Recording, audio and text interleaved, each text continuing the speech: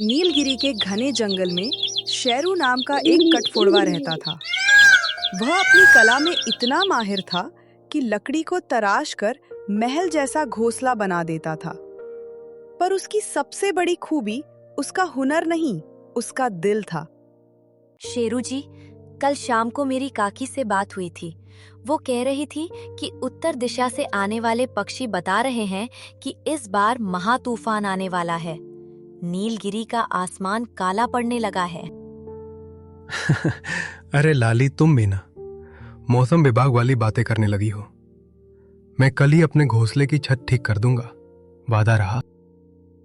यही तो दिक्कत है, आप दूसरों के घरों को महल बनाने के चक्कर में अपना टूटा छज्जा भूल जाते हैं। पिछला हफ्ता आपने कालू कौवे का घोंसला मुफ्त में बनाने में निकाल दिया। किसी की मदद करना बुरा तो नहीं है ना। खैर, आज मुझे पहाड़ी वाले इलाके में एक पुराने दोस्त का घर ठीक करने जाना है। लौटने में देर हो सकती है। तुम पिंकू और चिंकू का ख्याल रखना। जैसे ही सूरज ढला, मौसम ने अपनी करवट बदली। आसमान में काले बादलों की फौज जमा हो गई और बिजली किसी शिकारी की हंसी की तरह चमकने लगी। शेरू अभी तक घर में ही लौटा था। माँ, देखो आसमान में वो सांप जैसी रोशनी क्या है? मुझे बहुत डर लग रहा है। डरना नहीं बेटा, वो बिजली है। तुम दोनों मेरे पंखों के पास आ जाओ। आज तुम्हारे पापा भी नहीं आए, न जाने किस हाल में होंगे। ठीक है माँ। अचानक एक जोरदार गड़गड़ाहट होती है।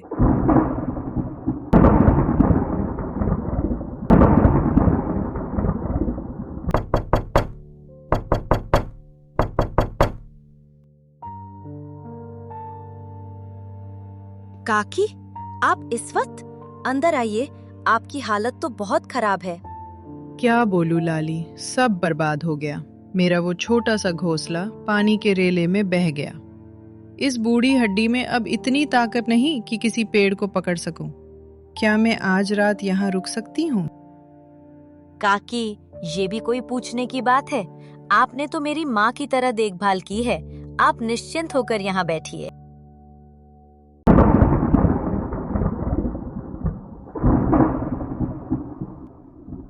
बारिश इतनी तेज थी कि शेरू का कच्चा घोंसला अब जवाब देने लगा था।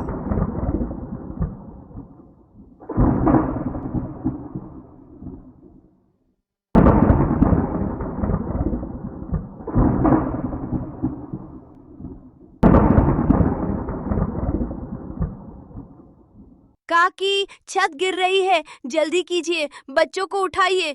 हमें यहाँ से निकलना होगा, वरना हम मलबे में दब जाएंगे।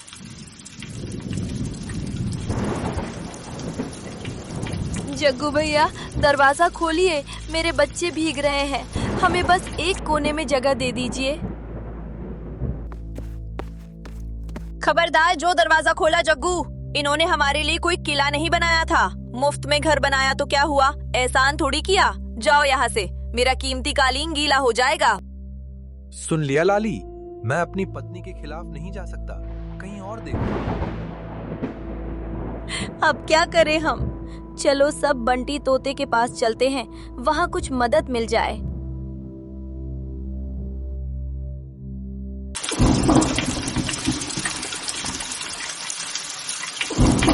बंटी, क्या तुम हमें कुछ देर के लिए अपने घर में रहने दे सकते हो? हमारा घर बारिश में टूट गया। देखो लाली, मेरा घर इंजीनियरिंग के हिसाब से सिर्फ 2 लोगों के लिए बना है। तुम 4 लोग आओगे तो डाल टूट जाएगी।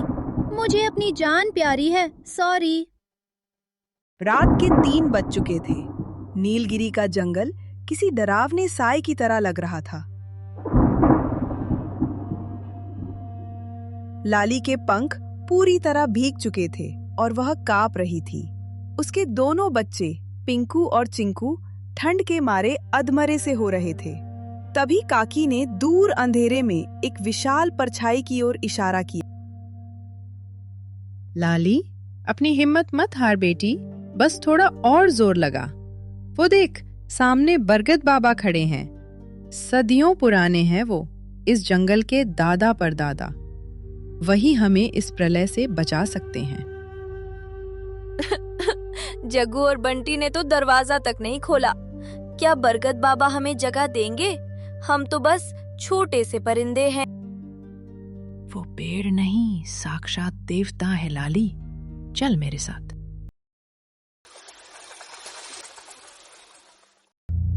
बरगद बाबा, ओ जंगल के रक्षक, अपनी आंखें खोलिए बाबा। आपके आंगन की एक नन्ही चिड़िया अपनी ममता की भीख मांगने आई है। जागिए बाबा। कौन है जो इस तूफानी रात में मुझे पुकार रहा है? इतनी वेदना, इतना दर्द किसकी आवाज में है? बाबा, मैं हूँ पुरानी बुलबुल और ये शेरू कटफोड़वे की पत्नी लाली है। इसका घर उजड़ गया है बाबा, और इसके छोटे छोटे बच्चे इस बारिश की मार झेल नहीं पा रहे हैं। पूरे जंगल में कोई सिर छुपाने की जगह नहीं दे रहा।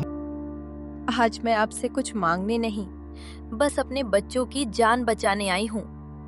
अगर आप हमें आज रात अपनी कोटर में जगह नहीं देंगे तो सुबह तक ये बच्चे नहीं बचेंगे। बेटी लाली, रो मत। तेरे आंसू मेरी जड़ों को चुभ रहे हैं। देख, मेरे तने के ठीक बीचों बीच एक बहुत बड़ा और गर्म हॉल है।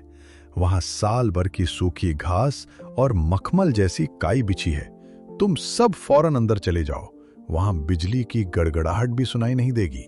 माँ, क्या वहाँ हमें ठंड नहीं लगेगी? नहीं नन्हे वीर, मेरी छाल बहुत मोटी है। तुम अंदर जाओगे तो तुम्हें ऐसा लगेगा जैसे अपनी माँ की गोद में सो रहे हो। और सुनो लाली, अंदर दाईं तरफ पिछले साल के कुछ सूखे मेवे और मीठे फल भी रखे हैं जो गिलहरियां छोड़ दी थी। तुम सब भरपेट खाना और चैन से सोना। बाबा, आपके इस उपकार के लिए मैं शब्द कहाँ से लाऊं? आज आपने सिर्फ हमें छत नहीं दी, बल्कि इन मासूमों को नई जिंदगी दी है। हम आपके हमेशा ऋणी रहेंगे। लाली और काकी बच्चों को लेकर उस सुरक्षित कोतर में चली जाती है। बाहर तूफान अपना तांडव मचा रहा था, लेकिन बरगद बाबा की गोद में वे चारों ऐसे सुरक्षित थे जैसे किसी किले के अंदर हों। वहां की गर्माहट पाकर बच्चे तुरंत सो गए और लाली ने चैन की सांस ली।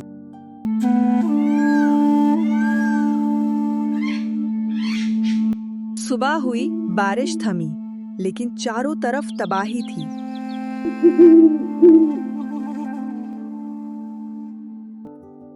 शेरू भी पहाड़ी से वापस आ गया और अपनी पत्नी बच्चों को बरगद बाबा के पास सुरक्षित देख उसकी जान में जान आई।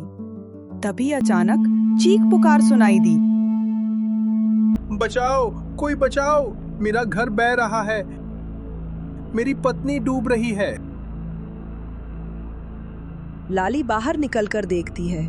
जग्गू कौवा और करवी पानी के तेज बहाव में फंसे हुए हैं। उनका मजबूत घर जमीन पर गिर चुका था। लाली, देखो, वो जग्गू और कड़वी मुसीबत में हैं। हमें उन्हें बचाना होगा। हाँ, जल्दी कीजिए। आप जग्गू भैया को पकड़िए, मैं करवी को संभालती हूँ। शेरू और लाली अपनी जान जोखिम में डालकर उन दोनों को और खिड़की में फंसे बंटी तोते को सुरक्षित बरगद बाबा के पास ले आते हैं। हमें माफ कर दो लाली बहन। हमने कल रात तुम्हारे साथ जो किया, उसके बाद हमें डूब मरना चाहिए था। तुम कितनी महान हो कि अपनी जान पर खेलकर हमें बचा लिया। सच कहा जग्गू, मैंने अपनी जान की फिक्र की, पर तुमने पराया होकर भी मुझे अपना समझा। शेरू भाई, तुम सच में इस जंगल के सबसे बड़े कलाकार और सबसे अच्छे इंसान हो। बंटी भैया, घर सिर्फ सूखी टहनियों और मिट्टी से नहीं बनता, वो तो एक दूसरे के भरोसे और प्यार से खड़ा होता है। अगर मुसीबत के समय हम एक दूसरे के लिए अपने दरवाजे बंद कर लेंगे तो वो घर नहीं, सिर्फ एक लकड़ी का ढांचा रह जाएगा। आज इस तूफान ने हमारे घोंसले भले ही तोड़ दिए हों, पर हमारी आपसी नफरत की दीवारें भी गिरा दी हैं। याद रखिएगा, पंख चाहे छोटे हों या बड़े, आसमान हम सबके लिए एक ही है। अगर हम मिलकर उड़ेंगे तो कोई भी तूफान हमें नहीं हरा पाएगा।